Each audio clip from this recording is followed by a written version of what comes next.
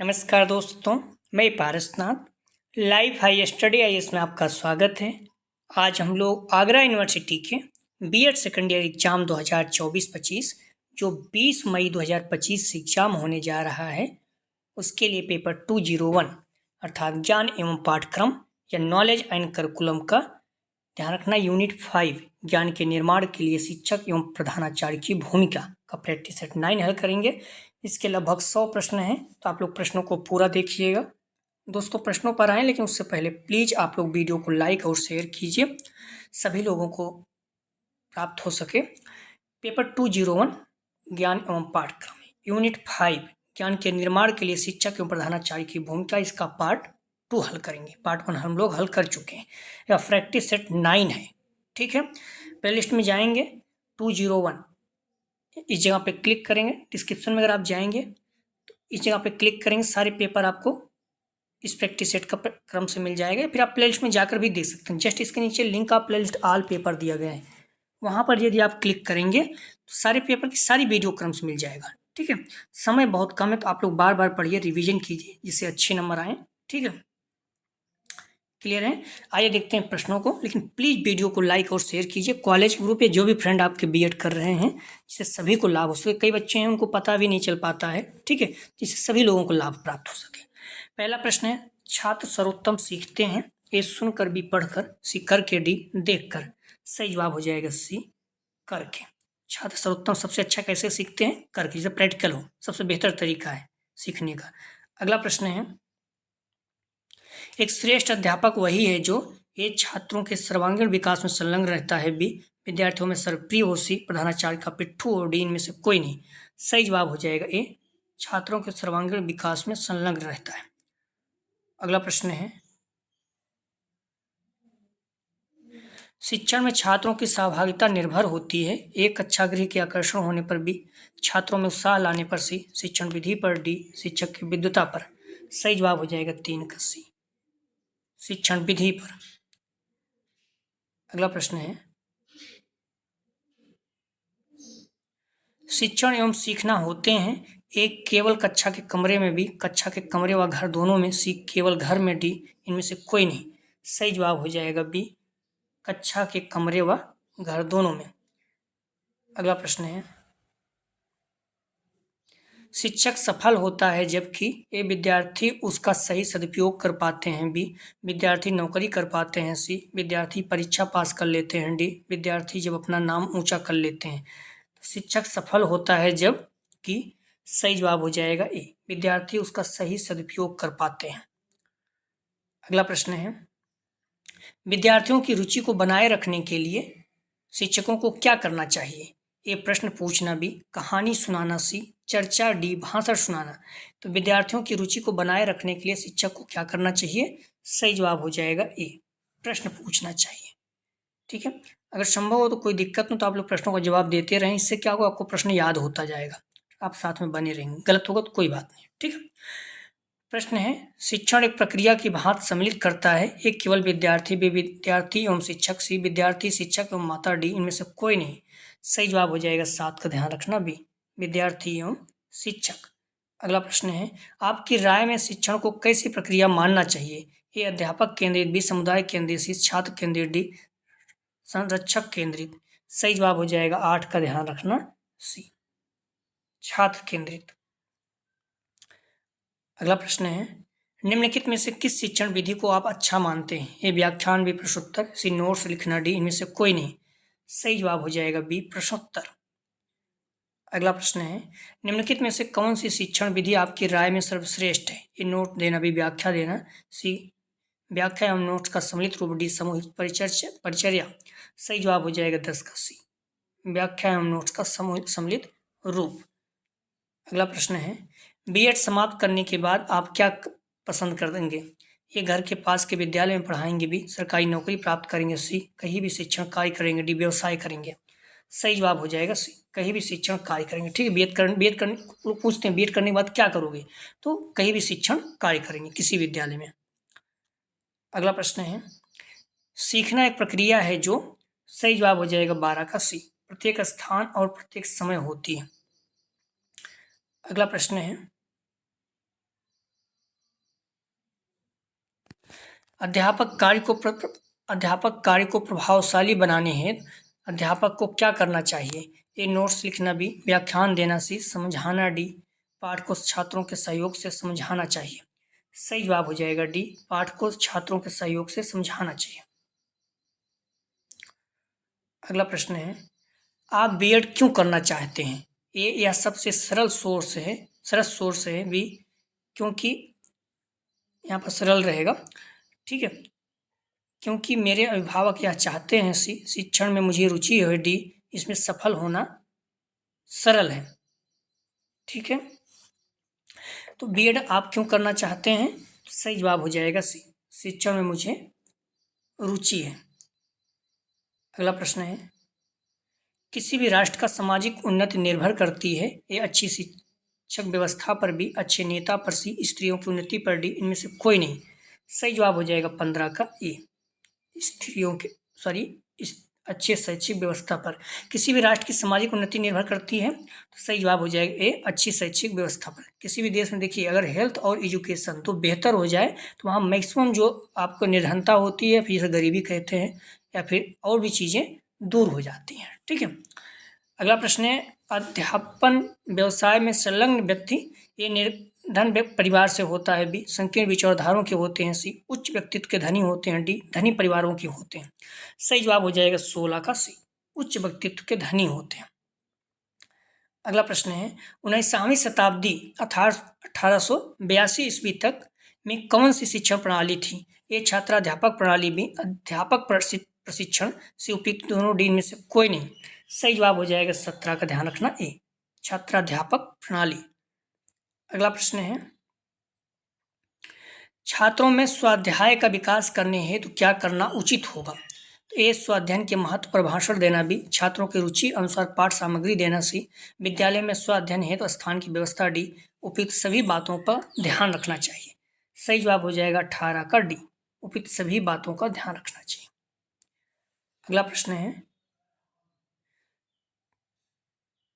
छात्रों में सूक्ष्म शिक्षण के महत्व को कैसे पैदा करेंगे? ए. सूक्ष्म शिक्षण पर भाषण देकर, भी. छात्रों को पढ़ाकर, सी. प्रशिक्षण में स्वयं छात्र अध्यापक सूक्ष्म शिक्षण विधि से शिक्षण दें। सूक्ष्म शिक्षण के महत्व पर गोष्ठी कराने से। तो छात्रों में सूक्ष्म शिक्षण के महत्व को कैसे पैदा करेंगे? सही जवाब हो जाएगा 19 का सी. प्रशिक्षण में स्वयं छात्र अध्यापक सूक्ष्म शिक्षण विधि से शिक्षण देंगे। अगला प्रश्न है, मेरे विचार से नैतिक मूल्यों से युक्त व्यक्तियों को ही ए. शिक्षण व्यवसाय में आना चाहिए, बी. राजनीति में जाना चाहिए, सी. प्रशासनिक क्षेत्र में जाना चाहिए, डी. इनमें से कोई नहीं। सही जवाब हो जाएगा 20 का ए. शिक्षण व्यवसाय में आना चाहिए। मेरे विचार से नैतिक मूल्यों से युक्त, मतलब एक तरह से अच्छे व्यक्तियों को शिक्षा व्यवसाय में आना चाहिए। अगला प्रश्न है, आपके विचार से पाठ्यक्रम ये छात्र की रुचियों के अनुसार होना चाहिए, बी. ऐसा हो जो छात्र की आवश्यकता के अनुसार हो, सी. छात्र की क्रियाशीलता का सदुपयोग करने वाला हो, डी. उपयुक्त सभी। सही जवाब हो जाएगा डी. उपयुक्त सभी। अगला प्रश्न है, कोई छात्र आपकी खुशामद खूब करता है, उसे रोकने के लिए आप क्या करेंगे? सही जवाब हो जाएगा 22 का डी. उसके प्रति उदासीनता दिखाएंगे। अगला प्रश्न है, बाल केंद्रित शिक्षण प्रणाली अनुपयुक्त है। ए. प्राथमिक शिक्षा के लिए, बी. उच्च माध्यमिक शिक्षा के लिए, सी. इंटरमीडिएट शिक्षा के लिए, डी. किसी के लिए नहीं। सही जवाब हो जाएगा 23 का, ध्यान रखना डी. किसी के लिए नहीं। अगला प्रश्न है, शिक्षक केंद्रित प्रणाली उचित है। ये प्राथमिक विद्यालय के लिए, बी. केजी के लिए, सी. माध्यमिक विद्यालय के लिए, डी. उपयुक्त सभी के लिए। सही जवाब हो जाएगा 24 का, ध्यान रखना सी. माध्यमिक विद्यालय के लिए। अगला प्रश्न है,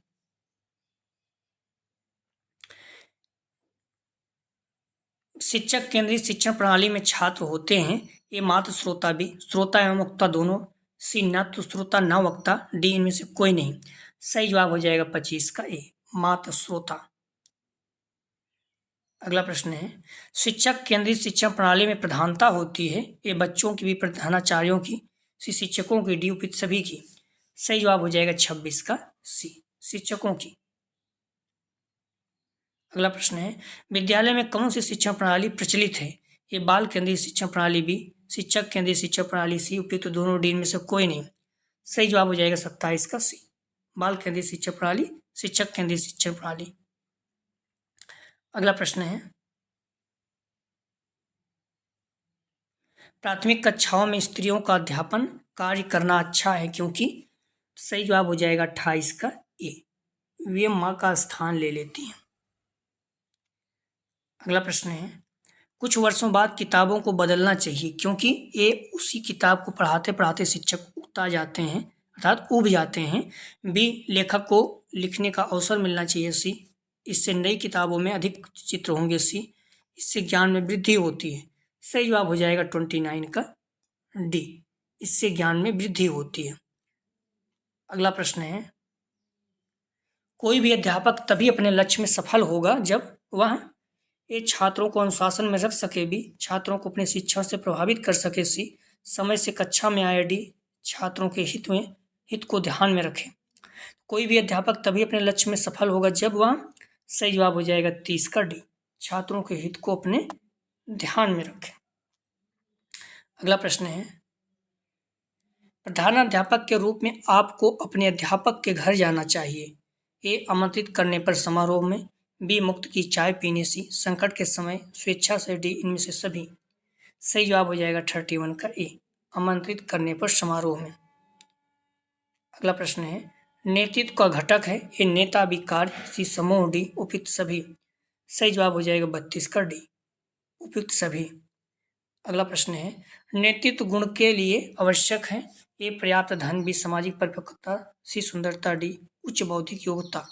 सही जवाब हो जाएगा बी, सामाजिक परिपक्वता। अगला प्रश्न है, बच्चे का लगभग 75% तक विकास हो जाता है। तो ए, 5 वर्ष की आयु तक। बी, 10 वर्ष की आयु तक। सी, 15 वर्ष की आयु तक। डी, 20 वर्ष की आयु तक। सही जवाब हो जाएगा 34 का ए, 5 वर्ष की आयु तक। अगला प्रश्न है, बच्चा सबसे पहले प्रारंभिक शिक्षा प्राप्त करता है। ए, केजी से। बी, प्राथमिक शिक्षा विद्यालय से। सी, दोनों से। डी, घर के सदस्यों से। सही जवाब हो जाएगा 35 का डी, घर के सदस्यों से। ठीक है, बच्चा सबसे पहले प्रारंभिक शिक्षा कहाँ से प्राप्त करता है? घर के सदस्यों से, माता पिता, भाई बहन या फिर चाचा चाची, जो भी हैं परिवार के लोगों से। डी इसका सही जवाब है। अगला प्रश्न है, बच्चे को भाषा, संस्कार आदि मिलते हैं। ये प्राथमिक विद्यालय से। बी, उच्च प्राथमिक विद्यालय से। सी, घर से। डी, समाज से। सही जवाब हो जाएगा, ध्यान रखना, सी, घर से। अगला प्रश्न है, नेतृत्व व्यक्तियों के समूह को निश्चित दिशा में ले जाने का साधन है या किसका कथन है? A, Peter F Drucker. B, Stogdill. C, Martin M Broadwell. D, Stephen J Knezevich. सही जवाब हो जाएगा 37 का सी, मार्टिन एम ब्रॉडवेल। अगला प्रश्न है, निम्नलिखित में से कौन सा कार्य नेतृत्व का कार्य नहीं है? ए, समूह की आवश्यकताओं की पूर्ति। बी, निर्देशन देना। सी, अभिप्रेरणा प्रदान करना। डी, उद्देश्य बताना। सही जवाब हो जाएगा 38 का ए, समूह की आवश्यकताओं की पूर्ति कर। अगला प्रश्न है, निम्नलिखित में से कौन सा नेतृत्व का प्रकार नहीं है? ए, लोकप्रिय नेतृत्व। बी, प्रजातांत्रिक नेतृत्व। सी, निर्बाध नेतृत्व। डी, निरंकुश नेतृत्व। सही जवाब हो जाएगा 39 का ए, लोकप्रिय नेतृत्व। नेतृत्व का प्रकार है जनतंत्री नेतृत्व, निरंकुश नेता, निर्वाधवादी नेता, संस्थागत नेता, व्यक्तिगत नेता, अव्यक्तिगत नेता, क्रियात्मक नेता। ये कुछ नेतृत्व के प्रकार हैं नेता के। नेतृत्व का गुण है, ये शारीरिक गुण भी, बौद्धिक गुण, मनोवैज्ञानिक गुण। डी, उपयुक्त सभी। सही जवाब हो जाएगा 40 का डी, उपयुक्त सभी। अगला प्रश्न है, किसने कहा है नेतृत्व ही संभावनाओं को यथार्थ बनाता है? A, Peter Drucker. B, Stogdill. C, Keith Davis. D, Robert Albanese. सही जवाब हो जाएगा 41 का सी, कीथ डेविस। अगला प्रश्न है, किस विद्वान ने नेतृत्व को एक व्यवहारिक कौशल के रूप में परिभाषित किया है? A, Stogdill. B, Bernard. C, Keith Davis. D, Peter Drucker. सही जवाब हो जाएगा 42 का सी, कीथ डेविस। अगला प्रश्न है, नेतृत्व का सबसे प्राचीन सिद्धांत है। ए, परंपरावादी सिद्धांत। बी, करिश्माई सिद्धांत। सी, उपयुक्त दोनों। डी में से कोई नहीं। सही जवाब हो जाएगा बी, करिश्माई सिद्धांत। अगला प्रश्न है, नेतृत्व का लक्षण मूलक सिद्धांत का प्रतिपादन हुआ। सही जवाब हो जाएगा 44 का ए, 1930 के दशक में। अगला प्रश्न है, नेतृत्व को किस प्रकार परिभाषित किया जा सकता है? ए व्यक्तिक गुण बी व्यवहारिक कौशल सी प्रभावित करने की कला डी उपयुक्त सभी। सही जवाब हो जाएगा 45 का डी उपयुक्त सभी। व्यक्तिक गुण व्यवहारिक कौशल प्रभावित करने की कला। अगला प्रश्न है निम्नलिखित में से कौन सा नेतृत्व का बौद्धिक गुण नहीं है? ए उत्तम स्वास्थ्य बी निर्णय लेने की क्षमता सी मानसिक क्षमता डी वैज्ञानिक दृष्टिकोण। सही जवाब हो जाएगा 46 का ए उत्तम स्वास्थ्य। अगला प्रश्न है स्वभाव के अनुसार नेतृत्व के कितने प्रकार हैं? ए 5 बी 2 सी 7 डी 3। सही जवाब हो जाएगा बी 2। अगला प्रश्न है किम्बल यंग ने नेतृत्व को कितने वर्गों में विभाजित किया है? ए 7 बी 5 सी 3 डी 2। सही जवाब हो जाएगा 48 का बी 5। अगला प्रश्न है नेतृत्व के मुख्य मॉडल कौन कौन से हैं? एक कंपेल का बी ग्राफ व स्ट्रीट का सी हार्क्यू का डी उपयुक्त सभी का। सही जवाब हो जाएगा डी उपयुक्त सभी का। अगला प्रश्न है नेतृत्व शैली के अनुसार सफल नेतृत्व के कितने तत्व होते हैं? ए 3 बी 4 सी 5 डी 6। सही जवाब हो जाएगा बी 4। अगला प्रश्न है सेस्बिले ने नेतृत्व के कितने पक्षों पर बल दिया? ए 3 बी 4 सी 5 डी 6। सही जवाब हो जाएगा ए 3। निरंकुश लोकतांत्रिक और हस्तक्षेप। अगला प्रश्न है नेतृत्व की आवश्यकता किन कारणों से हुई? ये उचित दिशा निर्देश भी शैक्षिक लक्ष्यों की प्राप्ति से सहयोग की भावना डी उपयुक्त सभी। सही जवाब हो जाएगा 52 का डी उपयुक्त सभी। अगला प्रश्न है नेतृत्व किसी संगठन के लक्ष्यों को प्राप्त करने में आने वाली कठिनाइयों को दूर करता है। यह कथन किसका है? ए एल्फ्रेड वागल का बी बटने का सी कुवर्ती का डी वैरोलियो का। सही जवाब हो जाएगा 53 का ए एल्फ्रेड वागल का।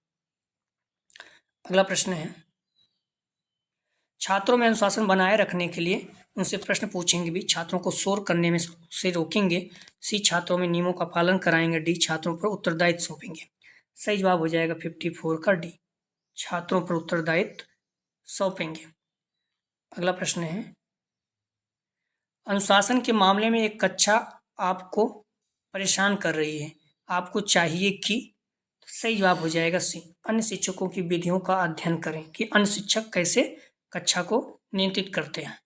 सी सही जवाब है। अगला प्रश्न है अर्जन योग्य गुण कहते हैं ये जन्मजात गुणों को भी अनुभव एवं प्रशिक्षण से प्राप्त गुणों को सी दोनों को डी इनमें से कोई नहीं। सही जवाब हो जाएगा 56 का बी अनुभव एवं प्रशिक्षण से प्राप्त गुणों को। अगला प्रश्न है महान शिक्षक होते हैं ये महान नेता भी महान संप्रेषणकर्ता सी समाज सेवी डी महान समाज सुधारक। सही जवाब हो जाएगा बी महान संप्रेषणकर्ता। अगला प्रश्न है पढ़ाते समय कक्षा में शोर हो रहा है तो अध्यापक किस प्रकार आदेश दे? ए ऊंचे स्वर में बोलकर भी मेज पर मुक्का मार के सी धीमी आवाज में बोलकर डी चेतावनी देकर। सही जवाब हो जाएगा 58 का ए ऊंचे स्वर में बोलकर। अगला प्रश्न है छोटे छोटे बच्चे बहुत क्रियाशील होते हैं आप। सही जवाब हो जाएगा 59 का सी उनकी क्रियाशीलता की सहायता से उन्हें कुछ उपयोगी शिक्षा देंगे। अगला प्रश्न है किसके अनुसार खेल बालक की जन्मजात प्रवृत्ति है? ए स्टर्न बी वैलेंटाइन सी मैकडूगल डी नन। सही जवाब हो जाएगा 60 का सी मैकडूगल। अगला प्रश्न है सामूहिक खेलों से छात्र ए नियम का पालन करना सीखते हैं बी सहयोग से काम करना सीखते हैं सी अपने उत्तरदायित्व को निभाना सीखते हैं डी उपयुक्त सभी। सही जवाब हो जाएगा 61 का डी उपयुक्त सभी। अगला प्रश्न है आपका कोई छात्र किसी कारण से बहुत दुखी है उसे दुखी देकर शिक्षक के रूप में आपको कैसा लगेगा? उसे दुखी देखकर शिक्षक के रूप में आपको कैसा लगेगा? सही जवाब हो जाएगा 62 का डी दुख के कारण को दूर करने का प्रयास करेंगे। अगला प्रश्न है प्राथमिक विद्यालय के लिए अधिक उपयुक्त है ए शिक्षक केंद्रित बी बाल केंद्रित सी उपयुक्त दोनों डी में से कोई नहीं। सही जवाब हो जाएगा 63 का बी बाल केंद्रित। अगला प्रश्न है आप अपने विद्यालय की फुटबॉल टीम का कप्तान किसे बनाना चाहेंगे? सही जवाब हो जाएगा ध्यान रखना डी जो अच्छा खेलता हो। अगला प्रश्न है विद्यालय में नेता का पद किससे प्राप्त होता है? ए शिक्षक, बी मॉनिटर, सी प्रधानाध्यापक, डी छात्र समूह। सही जवाब हो जाएगा 65 का ए, शिक्षक। अगला प्रश्न है, शिक्षक छात्रों के लिए आदर्श है क्योंकि? सही जवाब हो जाएगा 66 का सी, उसमें छात्र हित सर्वोपरि होता है। अगला प्रश्न है, अध्यापक के लिए सर्वाधिक आवश्यक है? ए उसकी इस व्यवसाय में रुचि हो, बी संतोषी प्रवृत्ति का हो, सी वह संपन्न परिवार का हो, डी वह सुंदर हो। सही जवाब हो जाएगा ए उसकी इस व्यवसाय में रुचि हो। अगला प्रश्न है, आपकी राय में सफल शिक्षक कौन है? सही जवाब हो जाएगा 68 का डी, जिसकी अभिव्यक्ति प्रभावशाली हो। अगला प्रश्न है, डिसाइपल शब्द का क्या अर्थ है? ए गुरु, बी शिष्य, सी अनुशासन, डी ज्ञान। सही जवाब हो जाएगा 69 का बी, शिष्य। महत्वपूर्ण, ध्यान रखना है प्रश्न। अगला प्रश्न है, किसने कहा अनुशासन का अर्थ अपनी भावनाओं और शक्तियों को नियंत्रित करने के अधीन करना है जो अव्यवस्था को व्यवस्था प्रदान करता है? सही जवाब हो जाएगा बी, टीपी नन। अगला प्रश्न है, निम्नलिखित में से कौन सा अनुशासन का प्रकार है? ए दमनात्मक अनुशासन, बी प्रभावात्मक अनुशासन, सी मुक्तात्मक अनुशासन, डी उपयुक्त सभी। सही जवाब हो जाएगा 71 का डी, उपयुक्त सभी। अगला प्रश्न है, आदर्शवाद किस प्रकार के अनुशासन का समर्थन करता है? ए दमनात्मक, बी मुक्तात्मक, सी प्रभावात्मक, डी उपयुक्त सभी। सही जवाब हो जाएगा 72 का सी, प्रभावात्मक, प्रभावात्मक। अगला प्रश्न है, निम्नलिखित में से कौन सा विद्वान प्राकृतिक परिणामों द्वारा अनुशासन का समर्थन करता है? सही जवाब हो जाएगा 73 का सी, स्पेंसर। अगला प्रश्न है, निम्नलिखित में से कौन सा सिद्धांत अनुशासन का सिद्धांत नहीं है? ये बाल विकास का सिद्धांत, निष्पक्षता का सिद्धांत, सुरुचि का सिद्धांत, डी न्याय का सिद्धांत। सही जवाब हो जाएगा 74 का ए, बाल विकास का सिद्धांत। अगला प्रश्न है, निम्नलिखित में से कौन सा साधन अनुशासन का सकारात्मक साधन है? ए पुरस्कार, बी दंड, सी उदासीनता, डी आलोचना। सही जवाब हो जाएगा 75 का ए, पुरस्कार। अगला प्रश्न है, निम्नलिखित में से कौन सा अनुशासनहीनता का कारण नहीं है? ये मानसिक दंड, बी आर्थिक दंड, सी प्राकृतिक दंड, डी नैतिक दंड। सही जवाब हो जाएगा 76 का सी, प्राकृतिक दंड जो है अनुशासनहीनता का कारण नहीं है। अगला प्रश्न है, अनुशासनहीनता का कारण है? ए वंशानुगत कारण, बी शैक्षिक कारण, सी सामाजिक आर्थिक कारण, डी उपयुक्त सभी। सही जवाब हो जाएगा 77 का डी, उपयुक्त सभी। अगला प्रश्न है, अनुशासन शिक्षण की प्रवृत्ति है? ये सत्तावादी, भी अनुमति बोधक, सी प्रजातांत्रिक, डी उपयुक्त सभी। सही जवाब हो जाएगा 78 का डी, उपयुक्त सभी। अगला प्रश्न है, अनुशासन का महत्व है? ये विद्यालय के अच्छे संबंधों की स्थापना भी, उत्तम चरित्र निर्माण में भी, उचित व्यवहार को प्रोत्साहन देना से, डी उपयुक्त सभी में। सही जवाब हो जाएगा डी, उपयुक्त सभी में। अगला प्रश्न है, छात्रों में नेतृत्व का गुण होना चाहिए? ये ज्ञान एवं कौशल भी संप्रेषण, सी सहयोग का, डी उपयुक्त सभी का। सही जवाब हो जाएगा डी, उपयुक्त सभी का। अगला प्रश्न है, विद्यालय में सकारात्मक माहौल के लिए आवश्यक कारक है? ये विश्वास, भी सम्मान, सी विद्यालय का नवीनीकरण, डी उपयुक्त सभी। सही जवाब हो जाएगा डी, उपयुक्त सभी। अगला प्रश्न है, विद्यालय का कार्य है? ये शारीरिक विकास करना, भी बौद्धिक विकास करना, सी चारित्रिक विकास करना, डी उपयुक्त सभी। सही जवाब हो जाएगा डी, उपयुक्त सभी।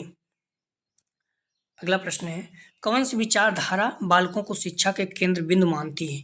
ये प्रयोजनवाद, बी आदर्शवाद, सी प्राकृतिकवाद, डी यथार्थवाद।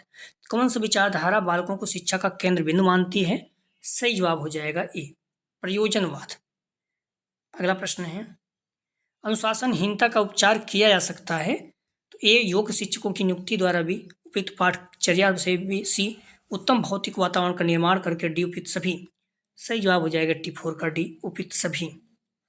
अगला प्रश्न है, पुरस्कार का प्रकार है? ये भौतिक, भी सामाजिक, सी आध्यात्मिक, डी उपयुक्त सभी। सही जवाब हो जाएगा डी, उपयुक्त सभी।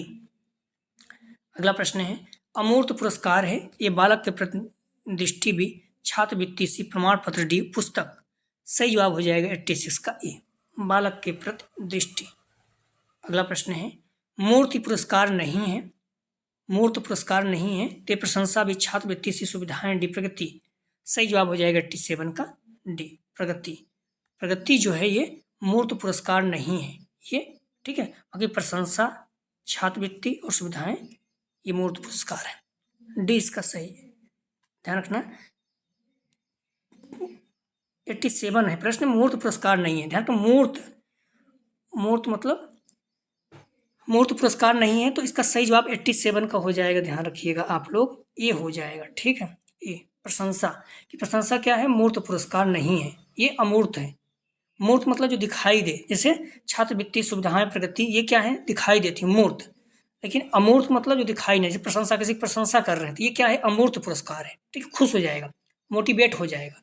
ठीक है, तो मूर्त पुरस्कार नहीं है, तो ये प्रशंसा। गलत नहीं करना, गलती से हो जाता है कभी कभी। ठीक है, अगला प्रश्न है, पुरस्कार से लाभ है, ये छात्रों में आत्मसम्मान की प्रगति का विकास भी, सुरक्षा की भावना का विकास से, आर्थिक लाभ डी, उपयुक्त सभी। सही जवाब हो जाएगा 88 का, ध्यान रखना, डी उपयुक्त सभी। अगला प्रश्न है, पुरस्कार से हानि है, ये लालच की प्रवृत्ति का विकास भी, निराशा की भावना डी, सी लक्ष्य से ध्यान हट जाना डी उपयुक्त सभी। सही जवाब हो जाएगा 89 का, डी उपयुक्त सभी। अगला प्रश्न है, दंड का उद्देश्य है, ये प्रतिशोधात्मक उद्देश्य भी, प्रतिशोधात्मक उद्देश्य सी, परिमाणात्मक उद्देश्य डी उपयुक्त सभी। ठीक है, तो ए प्रतिशोधात्मक बी प्रतिरोधात्मक। सही जवाब हो जाएगा 90 का, डी उपयुक्त सभी। अगला प्रश्न है, दंड का प्रकार नहीं है, ए प्रतिशोधात्मक बी आर्थिक दंड सी शारीरिक दंड डी सामाजिक दंड। सही जवाब हो जाएगा 91 का, ए प्रतिशोधात्मक दंड। अगला प्रश्न है, मनोवैज्ञानिक दंड है, ए डांटना फटकारना भी, झिड़काना सी बुराई करना डी उपयुक्त सभी। सही जवाब हो जाएगा डी उपयुक्त सभी। अगला प्रश्न है, सामाजिक दंड है, ए झिड़काना भी, बातचीत के लिए मना कर देना सी कष्ट का अनुभव कराना डी डांटना। सही जवाब हो जाएगा बी, बातचीत के लिए मना कर देना। अगला प्रश्न है, वैधानिक दंड से संबंधित है, ए छुरा मारना भी, विद्यालय में मारपीट करना सी गोली मारना डी उपयुक्त सभी। सही जवाब हो जाएगा डी उपयुक्त सभी।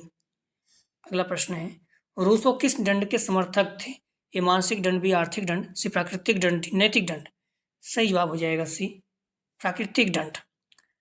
अगला प्रश्न है, शिक्षा में पुरस्कार का महत्व है, ये छात्रों का सर्वांगीण विकास करना भी, प्रोत्साहन देना सी छात्रों की नियमित उपस्थिति रखना डी उपयुक्त सभी। सही जवाब हो जाएगा डी उपयुक्त सभी। अगला प्रश्न है, शिक्षक के किस गुण के छात्र सर्वाधिक प्रशंसा करते हैं, ए चुस्त व सुंदर दिखना बी हाजिर जवाब होना सी मित्रतापूर्ण व्यवहार डी प्रभावी शिक्षण। सही जवाब हो जाएगा 97 का, डी प्रभावी शिक्षण। अगला प्रश्न है, वही शिक्षक सफल हो सकता है जो, ए छात्रों की प्रगति के लिए सजग रहता है बी कठोर अनुशासन रहता है सी नियमित गृहकार्य देखता है डी अच्छे अंक देता है।